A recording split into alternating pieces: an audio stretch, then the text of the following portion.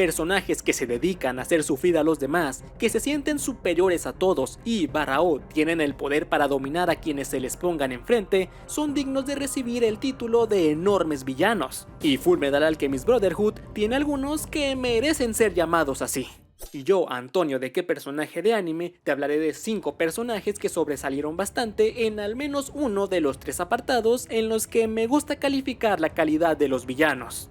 Empezando con uno que tristemente tiene bastantes debilidades.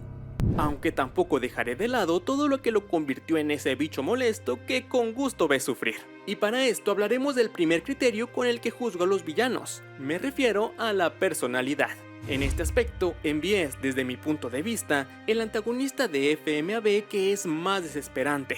O sea, al que más ganas te dan de agarrar a fregadazos. Empezando por esta maldita sonrisa burlona que generalmente está ligada con el desprecio que demuestra hacia los humanos, sentimiento que lleva a otro nivel, por ejemplo, en esta escena en la que el rostro se le llena de un enfermo placer al recordar todo lo que hizo para provocar la masacre de la guerra de Ishbal. Manipulación que fue posible gracias a que entiende bastante bien cómo funcionan las emociones humanas, usándolas en su contra, como demuestra al usar el truco de convertirse en el ser querido de alguien para tomar ventaja en el combate. Lo que no siempre sale bien para él por una simple razón.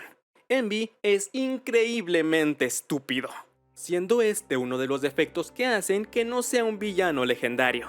Es que neta que por más sádico que sea, pierde puntos por cometer errores gravísimos, como ser el autor intelectual de un plan que consistía en romper, de manera nada sospechosa, los estrictos protocolos de privacidad del ejército, lo que obviamente terminó en un fracaso.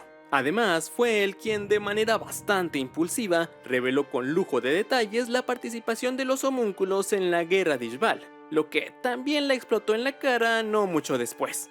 Y pues ya ni hablemos de cómo se transforma en un objetivo lento y enorme para enfrentarse a Roy. De hecho, este último error está muy relacionado con otro punto que para mí le quita puntos como villano, y es el hecho de que este menosprecio hacia los humanos y sus sentimientos nacía de un deseo de querer ser como ellos, lo que demuestra que sus acciones y emociones como villano en realidad eran muy frágiles, como las de un niño haciendo berrinche. Ya para terminar con lo que le faltó a la personalidad de Envy, no puedo dejar de lado lo acomplejado que está con su estatura, con esa necesidad de burlarse del tamaño de Edward y referirse a los humanos como insectos, además de que su primera transformación es la de una bestia gigante para ocultar su verdadero tamaño. La neta, esa falta de seguridad en su pequeño y horrible cuerpo no es algo muy atractivo. O sea, sí está de la fregada verse así, pero pues ver que un villano le afecta seriamente su tamaño, sí es muy patético. El segundo criterio en el que lo juzgaré como villano es el de antagonismo. Con esto me refiero a qué tanto se interpuso en el camino de los protagonistas.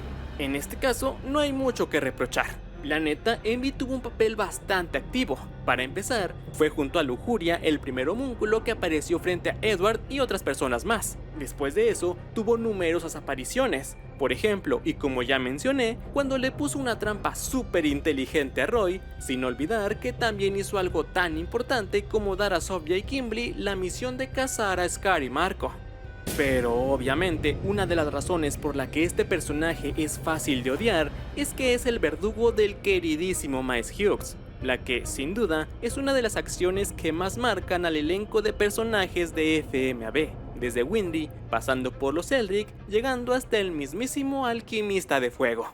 Ya con ese momento y con la ocasión en que casi se echa a Edward y Link en los jugos gástricos de Gluttony, es suficiente para poder decir que al menos en antagonismo, Envy lo hizo bastante bien, a diferencia del último criterio, en el que como villano pierde mucha dignidad. Aquí hablaremos de la forma en que fue derrotado, y hay mucho que decir, tristemente para mal. Para empezar, es rostizado en repetidas ocasiones por el Alquimista de Fuego, enfrentando los ataques más crueles de este anime, por ejemplo cuando le queman los ojos. Verlo retorcerse de dolor ya le quita bastante respeto a la figura de Envy, pero a eso hay que sumarle que la mejor técnica de este homúnculo, o sea su capacidad para manipular, fracasa en 3 ocasiones. Las primeras 2 son bastante lamentables y se dan cuando intenta engañar a Risa y a Roy, pero la tercera es sin duda la más patética. Ya en su forma complejada y como último recurso para sobrevivir, intenta reavivar el odio en el corazón de los presentes, recordándoles todos los conflictos que han tenido en el pasado. Pero en vez de causar un problema entre ellos, lo único que se escucha es un silencio que hasta pena da, y más aún con lo desesperado que se ve Envy por sobrevivir. Este es otro golpe bastante duro para la percepción como villano de este personaje, pero lo que sería peor es el momento que marca su final definitivo. Después de ser leído a la perfección por un Edward Elric en el pico de la madurez, llega a aceptar a sus adentros que en realidad no desprecia a los humanos por ser inferiores, sino que más bien los envidia por su capacidad de seguir adelante a pesar de sus limitaciones y problemas. La neta, no considero esta situación como algo malo como tal. A final de cuentas, creo que pudo haberlo engrandecido como personaje al igual que con Grid. El problema está en que a diferencia de este gran homúnculo que asimiló sus verdaderos deseos y vivió, o bueno, más bien murió de acuerdo a estos, Envy tomó el camino opuesto y prefirió desvivirse sintiéndose humillado por haber sido descubierto, sin asimilar por completo lo que en realidad sentía, al punto de que siguió insultando a los humanos casi que hasta su último suspiro. Entre ser achicharrado, quedar humillado por el silencio y llorar de impotencia, la derrota de Envy es verdaderamente lamentable y afecta bastante su calificación como villano, aunque no es el único antagonista de FMAV con un final patético. Pero obviamente tampoco seré tan injusto como para no hablar de las cosas buenas de este personaje, y empezaré por destacar los aspectos positivos de su personalidad, claro, desde la perspectiva de que es un villano. Y la neta, este pequeño desgraciado es aterrador como nadie en este anime. Posiblemente el único que se pueda comparar con él es el mismísimo Kim Bradley. Pero en el caso de este hombre de amplia espalda y exquisito bigote, siento que impone más por su presencia y habilidades, mientras que Orgullo lo hace desde el simple hecho de ser un monstruo que ataca desde la oscuridad. O sea, nada más tenemos que recordar 2 escenas para ver lo aterrador de su presencia.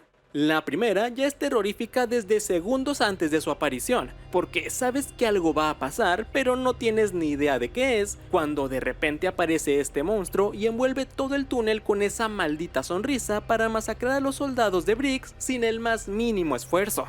Con decir que logró que unos hombres que tenían la suficiente fortaleza mental para estar en el fuerte Briggs entraran en una crisis nerviosa, es suficiente para que nos quede claro lo aterrador que es. Y si no te basta con que Orgullo sea capaz de destruir la paz mental de unos extras, el pequeño desgraciado iría un paso más lejos. La segunda escena no es tan violenta físicamente, pero es mucho más intensa en el ataque psicológico, y no en un personaje cualquiera, sino en la mismísima Risa Hawkeye.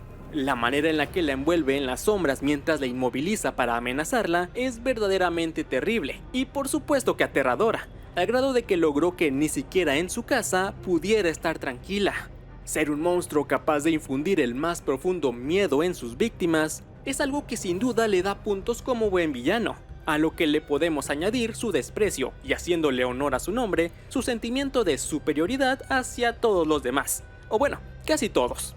Y como ejemplos de esto, tenemos la manera en que manipula sin ningún respeto el alma de Alphonse para intentar capturar a Edward, o aún más asqueroso, cuando se come a Gula en un acto de lo más egoísta y lamentable, más que nada por las expresiones de tristeza del homúnculo regordete. Además de estos, hay otros momentos que demuestran lo cruel que es este personaje hacia todos a su alrededor, bueno, casi todos. Pero ya basta de lamberle los tentáculos a este homúnculo, es hora de hablar sobre lo negativo de la personalidad de Orgullo. Y en este aspecto es algo relativamente similar a los defectos como villano de Envidia. Allí mencioné el hecho de que en el interior este homúnculo deseaba ser como los humanos, pero fue tan inmaduro que su forma de expresarlo era menospreciando las cualidades que en realidad envidiaba. La similitud con Orgullo es que este personaje también tenía unos deseos ocultos muy humanos. Uno era el hecho de tener una familia, cosa que demuestra ya que lo último que ve antes de renacer es a quienes fueron sus padres. Mientras que el otro, que está muy relacionado con este, es el de tener el aprecio de su padre, deseo del que no tendríamos ni idea de no ser porque el buen Edward se atrevió a decirle que al casi dios le valió que se estuviera rompiendo en pedazos y prefirió buscar su propia supervivencia que ayudarlo. Y pues la reacción de Orgullo deja claro que, aunque intenta ocultarlo, eso sí que le dolió.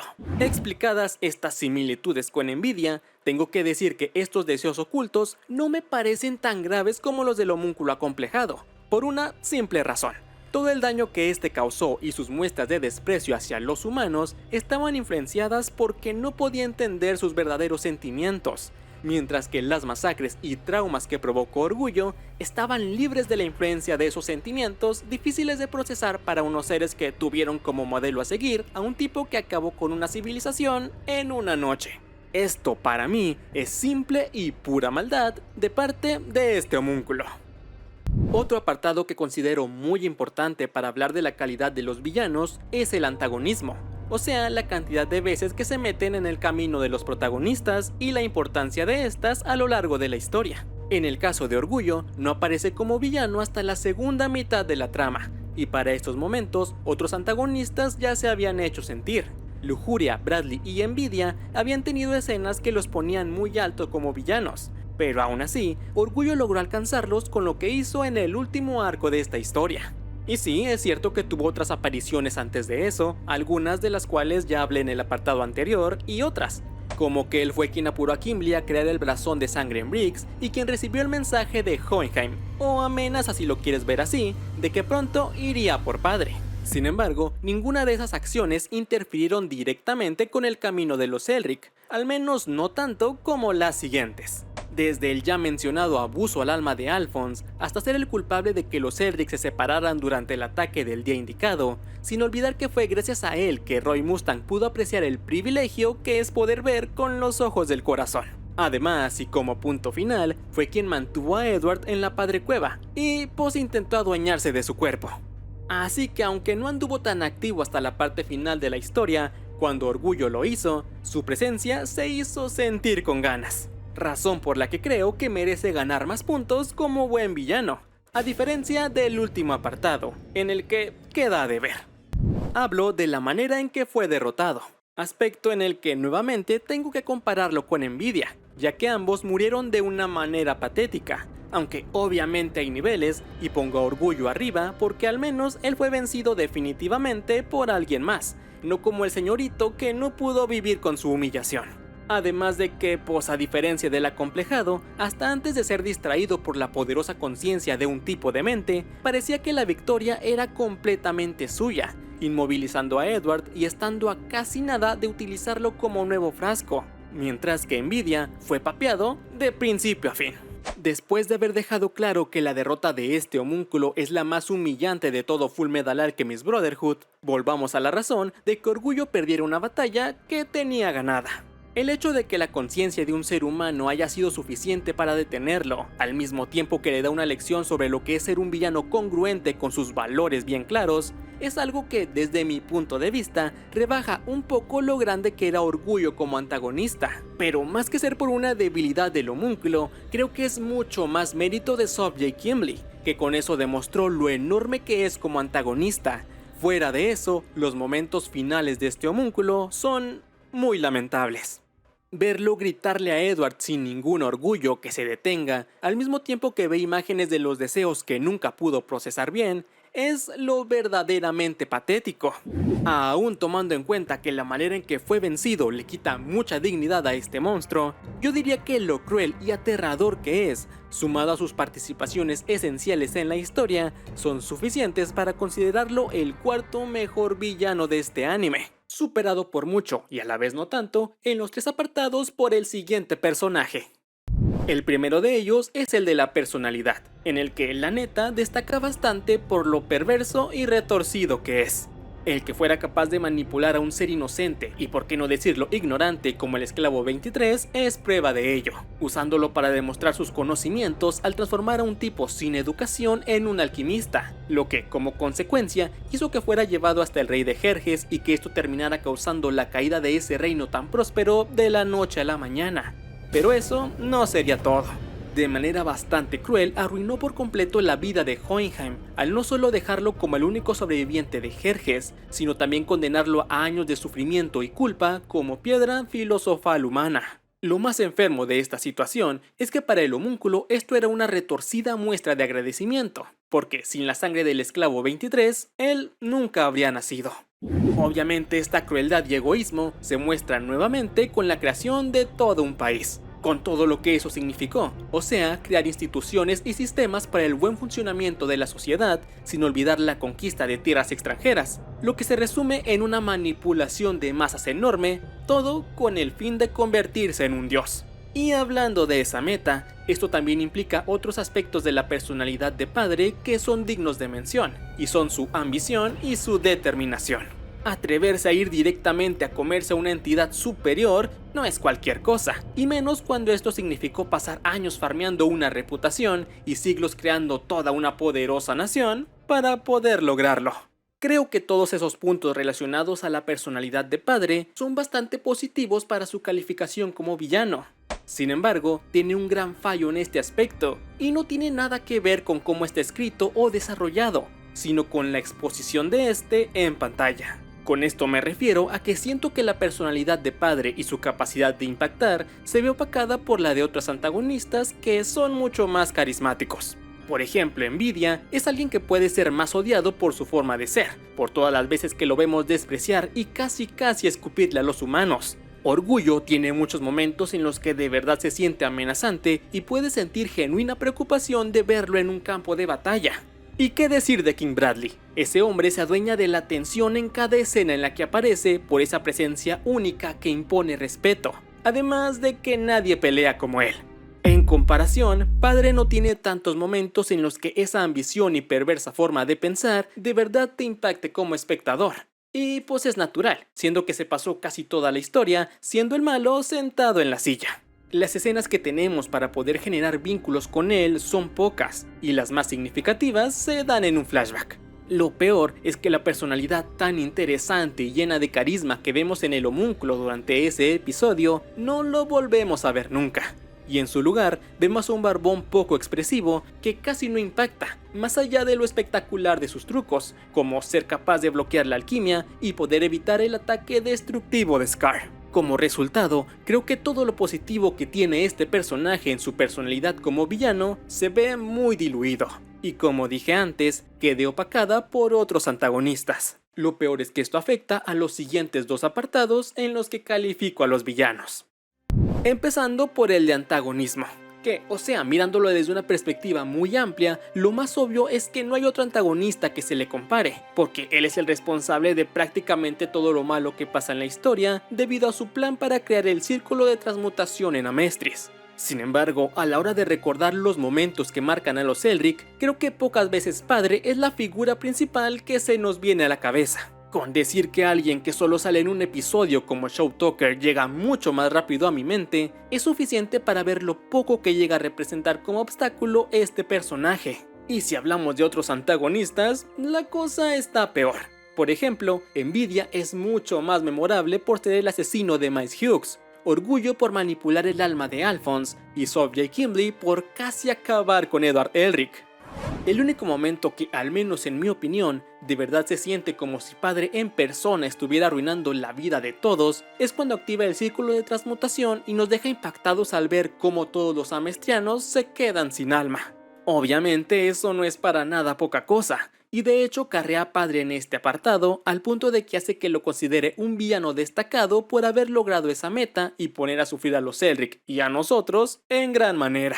Aún con este momento tan tremendo, siento que a lo largo de toda la historia falta mucho para de verdad sentir que Padre estuvo ahí todo el tiempo fregándole la vida a los Elric y a los demás, y esa falta de impacto es la que hace que considere a este personaje como el peor en el apartado de antagonismo.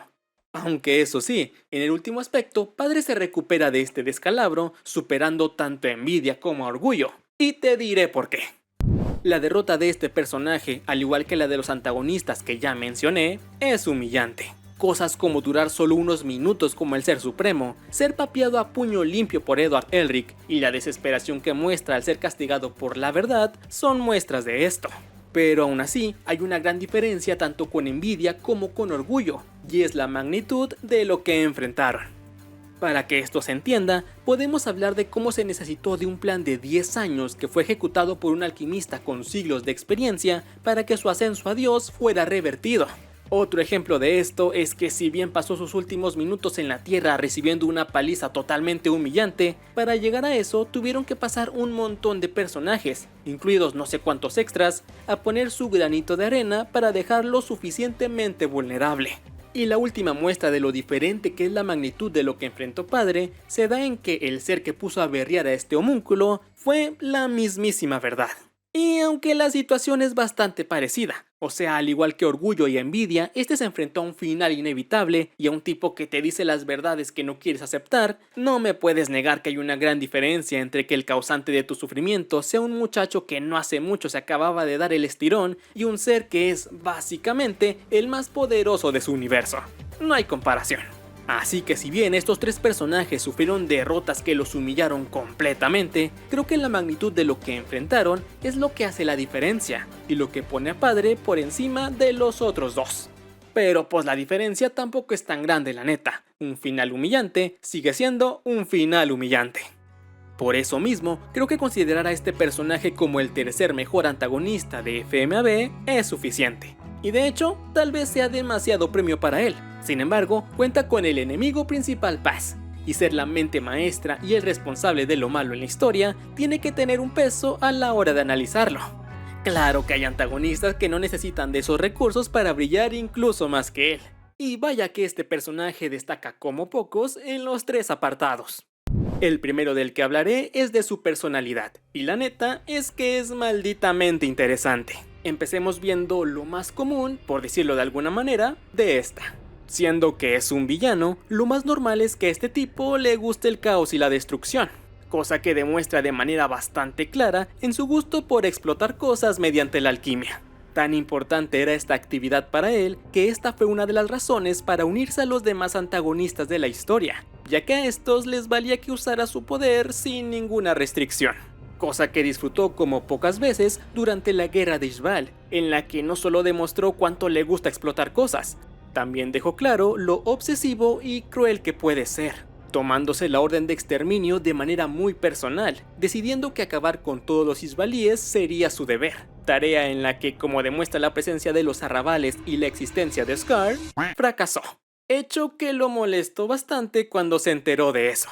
Todo el sufrimiento y dolor que provocó con su alquimia explosiva hacen que esta parte de su personalidad, que disfruta egoísta y cruelmente de dañar a los demás, sea bastante digna para un villano. Pero como dije antes, esto es algo normal y esperable de un antagonista. Mientras que hay otras partes de su forma de ser que lo hacen único y en las que supera por mucho a los demás villanos de este anime. Para empezar con lo más básico, si los ponemos en un 1 contra 1, Kimblee deja en la lona a Envidia en lo que se refiere a inteligencia. O sea, no por nada el homúnculo envidioso tuvo que recurrir a él para dar caza a Scar, demostrando en esa misión lo capaz que es para analizar la situación y los movimientos de sus presas, logrando localizarlos sin demasiados problemas, aunque al final eso saliera bastante mal para él. Otra situación en la que demostró su capacidad para adelantarse a sus enemigos es cuando se da cuenta de la trampa que le estaban preparando los hombres de Briggs y va un paso adelante de ellos para salir de esa situación. Además de esto, Kimblee también tenía una gran capacidad para manipular a las personas, de manera similar a Envidia, solo que con mucha más clase y perspicacia que el homúnculo. Ejemplos de esto los vemos cuando se aprovecha de las amenazas de Kim Bradley y de los traumas de los Eldrick para usar a Winry y la piedra filosofal para que Edward ayude en la cacería de Scar. Otro momento en el que Kimblee usa esta capacidad lo vemos en la manera en que hace que el ejército de Dragma se presente a una batalla en la que no tenían oportunidad de ganar. Pero no solo usa esta habilidad para provocar sufrimiento, también es capaz de usarla para reírse un poco. Cosa que vemos cuando le hace pensar a un guardia que estaba a segundos de volar en pedacitos, solo para ser sorprendido por un lindo pollito. ¿Qué puedo decir? Este Kimblee es un genio de la comedia. Volviendo a la comparación directa con el resto de los antagonistas, ahora lo voy a poner de frente contra el mismísimo Padre, el villano principal de esta historia. Aquí puedo decir que su personalidad es bastante similar. O sea, ambos son unos crueles y egoístas hijos de la fregada que acaban sin escrúpulos con toda una raza. aunque la escala a la que lo hizo el homúnculo es mucho más grande. Sin embargo, y como ya dije anteriormente, la presencia de este personaje casi nunca se siente verdaderamente impactante y memorable, a diferencia de Kimblee, quien cada que hace acto de presencia resalta con su enferma, carismática e inteligente forma de desenvolverse en la historia, lo que hace que, al igual que Envidia, Padre quede en la lona en esta comparación directa. Finalmente hablemos de cómo este alquimista desquiciado humilla a otro homúnculo, en este caso, Orgullo. Aunque tengo que decir que aquí no solo es una comparación que lo pone por encima como villano, sino también como un personajazo en términos generales. Hablo sobre la forma congruente de pensar de este personaje, lo que puede sonar extraño ya que estamos hablando de un tipo que no duda en explotarte si se le da la gana. Sin embargo, es así y es algo que lo vuelve bastante interesante. A diferencia de Orgullo, quien vivía pensando que su existencia era superior a la de los humanos, pero aún así intentó usar un cuerpo inferior para sobrevivir, Kimblee siempre se mantuvo en una misma línea de pensamiento, lo que incluía obviamente hacer lo que se le da la gana, pero también un respeto profundo y admiración sincera hacia aquellos que ponían sus ideales por encima de todo. Ante esto, tenemos dos grandes ejemplos. El primero de estos es la forma en que se gana la confianza de Winry, lo que igual le implica un poquito de la capacidad que tiene de manipular.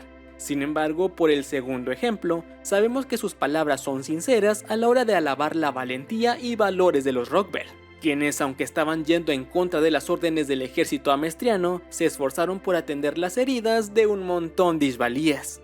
Y el otro momento que pone de manifiesto esto es cuando se despide de este mundo, cosa de la que hablaré más detalladamente en el tercer apartado. En esta escena vemos cómo, al pensar que su fin estaba cerca, Orgullo se pone a gritar que no quiere morir, a lo que Kimblee responde que no conoce a Edward Elric, ya que él nunca mataría a nadie. Esto deja claro el gran respeto que le tenía al protagonista de esta historia y el gran impacto que dejó en él el hecho de que prefirió mantenerse fiel a sus ideales que acabar con su vida durante la pelea en Bascul. Después de ver toda esta gama de características que forman la interesante y compleja personalidad de Kimblee, queda claro que en este apartado humilló completamente a los antagonistas que mencioné, burla que se calma un poco en el siguiente apartado. Este es el de antagonismo, aspecto en el que hablo de la cantidad y magnitud de veces que un villano se mete con los personajes importantes de la historia. Y pues digamos que Kimblee se la rifa tremendamente. Para iniciar, él es el responsable directo del nacimiento de Scar, con todo lo que eso implica, o sea, la casi muerte de un protagonista, peleas increíbles y trampas homunculares. Añadido a eso, y como ya mencioné, este personaje también es el responsable de manipular a Edward Elric para que formara parte del equipo de caza que buscaba a Scar, y en ese momento el Pelidorado y el Ishbalí eran enemigos mortales. Aunque no contento con eso, Kimblee también se encargó de casi acabar con el protagonista de esta historia, siendo el personaje que lo dejó en el estado físico más lamentable y cercano a la muerte, tanto así que quedó fuera de circulación por un buen tiempo. Sumado a eso, unos días después de echarse al Pelidorado, es el encargado de crear el último blasón de sangre necesario para que el círculo de transmutación quede listo para el día indicado. Y ya para rematar esto, Kimblee liberó a Orgullo de la prisión en la que había sido encerrado por Hohenheim y Alphonse, lo que básicamente trajo como consecuencia que esta transmutación se pudiera llevar a cabo. Además de que es lo que lo llevó a ser devorado. Pero pues para hablar de eso, pasemos al siguiente y último apartado. Aquí hablaremos de la manera en que fue derrotado, en el que creo que la diferencia vuelve a ser abismal entre este personaje y los otros antagonistas. Si bien desde mi punto de vista, el peso antagónico de Kimblee es ligeramente mayor al de Orgullo y Envidia, no creo que la diferencia sea tan humillante como en este aspecto. Empezando con la que podemos llamar la muerte física del personaje. Esta me parece una forma digna de ser derrotado por el mero hecho de que se necesitó de la participación conjunta y estratégica de varios personajes para lograrlo. Por un lado, Alphonse levantó una cortina de humo para ocultarse, mientras que Marco curaba las heridas de Heinkel para que éste pudiera estar listo y dar un ataque mortal. Añadido a esto, hay que decir que analizaron la dirección del viento para evitar el olfato del homúnculo. El que se requiriera de la conjunción de todos estos factores para derrotarlo me parece increíble. Tanto que le quita un poco de lo lamentable que es verlo siendo comido por orgullo sin poder oponerse. Suceso que, si bien le quita un poco de lo épico a su derrota, irónicamente también la vuelve legendaria y mucho más digna. En principio ya es súper llamativo que este tipo fuera capaz de mantener el 100% de su conciencia en medio de un mar de almas moribundas. Más impactante y enfermo que eso es que el mismísimo Gimli menciona lo placentero que es para él estar en un lugar en el que hay tanto sufrimiento. Verlo aparecer sorpresivamente y decir algo tan perturbador ya es algo epiquísimo, pero la razón de su regreso lo pone a otro nivel. Gimli había estado tranquilo disfrutando de la sinfonía de dolor filosofal hasta que ve cómo Orgullo va en contra de su supuesta superioridad e intenta tomar el cuerpo de Edward. Momento en el que decide que le va a dar el discurso más humillante posible al homúnculo. Situación en la que vemos como Orgullo se siente intimidado y superado por la voluntad tan fuerte y retorcida de un verdadero monstruo como Gimli. Y como último y elegante detalle, tenemos lo que mencioné en el apartado de personalidad, una de las despedidas más respetuosas de un villano hacia el que fue su enemigo, reconociendo sus valores y su integridad como persona. Toda esta suma de increíbles características, momentos importantísimos y un final inesperado hacen que considere a este personaje como el segundo mejor antagonista de Fullmetal Alchemist Brotherhood, solo superado por el único homúnculo al que no pudo humillar. Y este personaje, la neta, no tiene comparación en ninguno de los apartados. En el primero, que es el de la personalidad, este personaje deja una sensación inigualable comparado al de los otros homúnculos e incluso a Subject Gimli. Aunque es cierto que al igual que el resto de su familia homuncular, el generalísimo demuestra un sentimiento de superioridad y menosprecio hacia la humanidad. Por ejemplo, cuando habla sobre la desesperación que sintió al oír los lamentos de la pequeña Alicia durante el funeral de Mace Hughes, o cuando se burla de Ling Yao luego de haber aceptado la codicia de padre. Sin embargo, más que sentirse como muestras de orgullo por ser un homúnculo, se siente como una forma de expresar que se cree la mera riata. Y pues lo es. Cosa que es natural, siendo que es el líder autoritario de una de las naciones más poderosas de su mundo, lo que hace que para él sea muy fácil despreciar las creencias de los demás, como cuando se burla de los isbalíes y de su devoción y fe en su dios, osadía que podríamos decir que trajo consecuencias, como veremos más adelante. O también podemos hablar de cómo menosprecia los ideales nobles de Ling Yao sobre la manera correcta de gobernar y tratar a sus súbditos, considerándolos una inocente fantasía. Pero estas formas de expresarse y de insultar no se sienten vacías o sin fuerza, como si las estuviera diciendo un muchacho edgy de 16 años. Más bien son declaraciones que se sienten demoledoras y pesadas por la tremenda presencia de este personaje. Su mirada, su forma de pararse y de hablar transmiten un abrumador respeto que roza con un terror profundo. Un momento que transmite perfectamente ese sentimiento imponente que solo este personaje es capaz de provocar es la inigualable entrada del generalísimo durante el día indicado, donde como espectador sabías que la cosa estaba por ponerse lo que sigue de complicada para los pobres hombres de Briggs. Esas características hacen que Bradley sea alguien despreciable y temible, adjetivos que como villano pues le caen de perlas. Sin embargo, este villanazo es más que un terrorífico monstruo, y tiene características que hasta cierto punto lo vuelven muy humano, lo que, desde mi punto de vista, pasan todos los homúnculos. Por un lado, este acomplejado envidiaba la capacidad de los humanos de seguir adelante aún ante los problemas, mientras que Orgullo sentía un deseo de ser apreciado por su padre, y Codicia, que creo que no podemos considerarlo un villano porque tuvo muchas más participaciones como aliado que como antagonista, también tenía el deseo humano de hacer amigos. Pero el prota de este video está a otro nivel en este tema.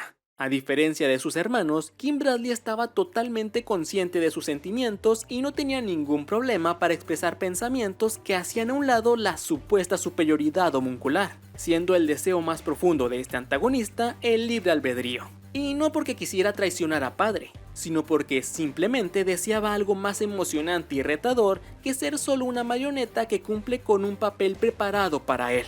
En parte por esto valora en cierta medida a su esposa, ya que fue una elección 100% de él. Pero sobre todo la máxima muestra de esto la vemos cuando a Orgullo se le ocurrió regañarlo por lo ineficaz que había sido en sus intentos de detener a la recién formada Alianza Antihomúnculo, donde este personajazo ni siquiera intenta ocultar que le agrada estar enfrentando a adversarios capaces, lo que después de tantos años de vida en los que todo había salido sin problemas para los homúnculos, le parecía emocionante. Y no solo eso, de manera implícita también estaba diciendo que estaban siendo superados por los humanos. Si como dice Orgullo, esta forma de pensar estaba influenciada por la prolongada convivencia de Bradley con los humanos, o simplemente porque este era un homúnculo de base humana, lo dejo a tu criterio.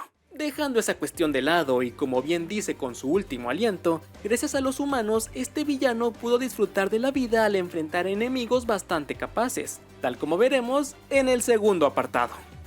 Aquí veremos su antagonismo, o sea, las veces que lastimó o al menos interfirió con los personajes importantes de la historia. La primera vez que lo vemos meterse en el camino de uno de estos, se da cuando el generalísimo se dirige al nido del diablo y papea de manera inmisericordia a los amigos de Codicia, y ya de paso también se echó a la primera versión de este homúnculo que vimos en la historia.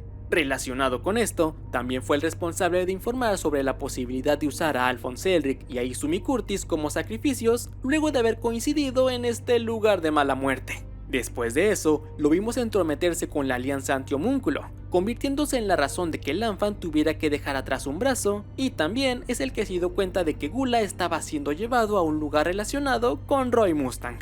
Y como último acto de maldad antes del día indicado, donde le dio rienda suelta a su libertad y a su espada, les enseñó quién manda al alquimista de fuego y a los hermanos Elric. Al primero le desmanteló a todo su equipo, mandándolos a distintos lados de Amestris y poniendo a su lado a Risa Houkai, usándola como una forma de que Roy se sintiera amenazado permanentemente. Mientras que a los hermanos Elric los mantuvo a raya al mencionarles a Winry de una manera que, obviamente, no era nada amigable. Ya si tú quieres, también podemos añadir que él fue quien firmó la orden de exterminio Ishbali, aunque esa me parece justo una de las situaciones en las que Bradley se sentía como un mero títere.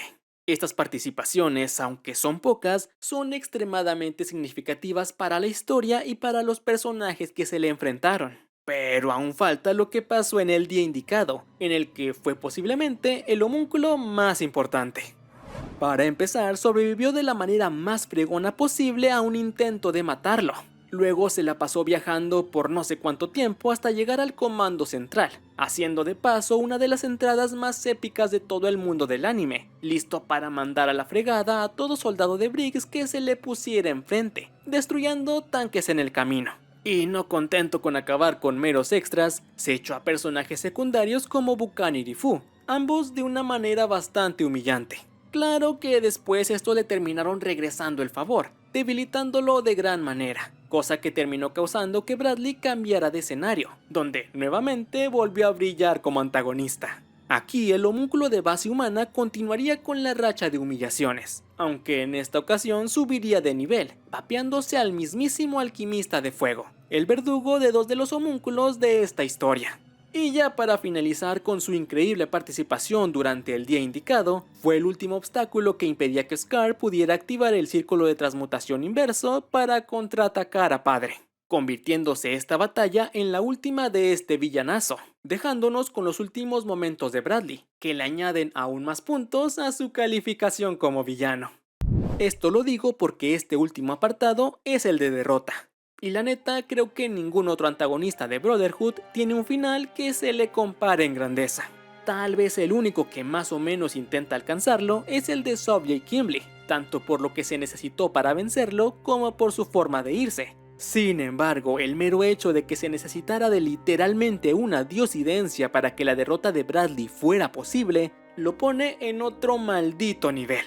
Tomemos en cuenta que este homúnculo no había tenido un segundo de descanso desde que sobrevivió a la caída del tren. Se echó a un friego de soldados de Briggs, tanques incluidos, aguantó vara enfrentando a ninjas y a su hermano rebelde, continuó su camino nadando aunque estaba tuerto y tenía otras heridas profundas. Sumado a todo eso, encima se enfrentó a uno de los personajes con mejores capacidades para pelear, quien además era más poderoso que nunca ahora que había decidido usar el 100% de la capacidad de la alquimia.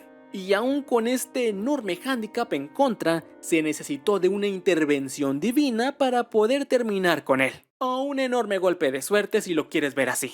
Aunque tomando en cuenta la forma en que le faltó el respeto a la fe de Scar poco antes de esto, no tengo ningún problema en considerarla una diosidencia. La manera en la que cayó derrotado en esta pelea es tremendamente engrandecedora para él. Más si le sumamos que antes de caer, Bradley todavía se avienta una demostración más de su poderío, dándole un último ataque a su oponente. Pero lo que le da puntos de sobra para ser inalcanzable en este apartado es su manera de despedirse una vez que ya está en el suelo. Primero que nada, se burla de Lanfan, a quien orilló a deshacerse de un brazo y le quitó a su abuelito por no acabar con él y en vez de eso ponerse a juzgarlo, demostrando que aún en sus últimos suspiros seguía siendo un hijo de la fregada, a diferencia de otros villanos de FMAV, que en su final solo dieron pena. Y ya como cerecita en el pastel de su grandeza, nuevamente demuestra lo diferente que es al resto de su familia, expresando cómo le gustaron los últimos meses de su vida, en los que tuvo oponentes que le hicieron frente y disfrutó de batallar contra ellos, incluyendo esta última pelea, en la que estuvo libre de cualquier influencia de padre y solo fue él gozando de un encuentro a muerte contra su oponente. Y al igual que en esta escena en la que reconoció los esfuerzos de los humanos, nuevamente les da el mérito, en esta ocasión por ser los responsables de tener un emocionante y retador final, yéndose de cara al sol como toda una leyenda, redondeando una derrota tan genial que no tiene comparación en este anime, y que sumado a lo excelente que lo hizo en los demás apartados, hacen que le dé el título del mejor villano de Fullmetal Alchemist Brotherhood. Reconocimiento que se suma al de participar en una de las mejores batallas de este anime, que puede o no ser la número 1 de esa lista. Si quieres salir de la duda, dale click a este video y descúbrelo.